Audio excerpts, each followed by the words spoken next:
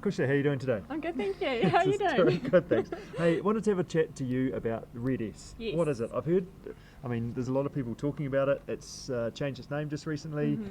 Tell us about it. How's that applicable to endurance athletes? So Red S, it stands for Relative Energy Deficiency Syndrome, typically in sports. Yep. And it's sort of a movement on from what was once known as the Female Athlete Triad. It sort of got changed around 2014. Yep. The International Olympic Committee kind of wanted to show that it wasn't just females being affected, and actually it's more than just what the triad had included in the name, which was pretty much disordered eating, poor bone health, and loss of their cycle, pretty much. And it kind of made up the triad. But actually it affects males as well, and it's not just those three things that it affects. It's a really much bigger, and affects the whole body in quite a serious way. Okay, so energy deficiency. I'm training too much. I'm not putting enough fuel in. Yes. Is that generally what it's about? Generally, that's what it all comes down to, is just not enough energy availability. So saying that it's sort of the energy that's left after you've been really physical. So that's not just your training, it could be, you're a builder and you're really active throughout the day as well in your job.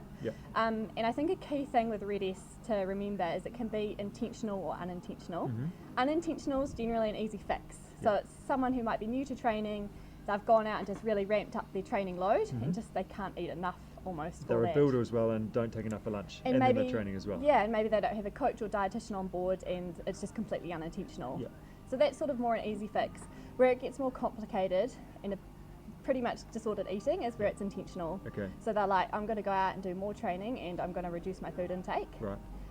It's a nasty place to be. With the goal of, running, for example, is power to weight ratio. Every time I hit the ground and have to go up and run along, the lighter I am, the better I'm going to go. So that's going to improve my performance. So depending on how set we are on doing the best we possibly can, it's pretty easy to see how that can happen. Definitely, and I think it can happen to anyone. It's not actually just the high-end athletes. It's actually more common in your everyday athletes.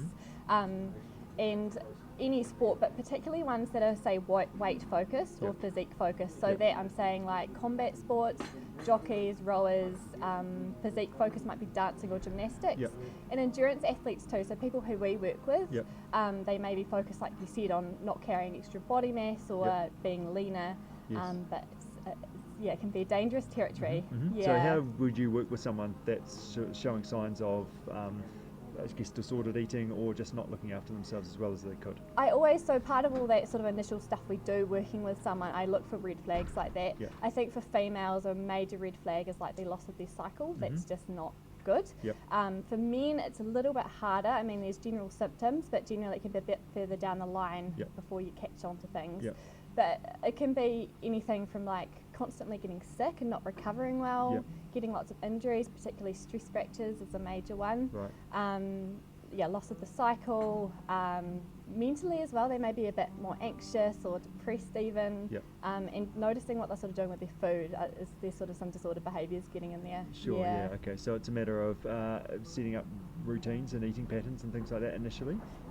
Just getting to the crux of what the issue is there. Why are they wanting to do what they're doing? Like, why are they trying to restrict so much? Or and then basically it's just trying to get some healthier behaviours in there. And if it's actually really disordered eating, you probably need some more help in there, like, psychological help.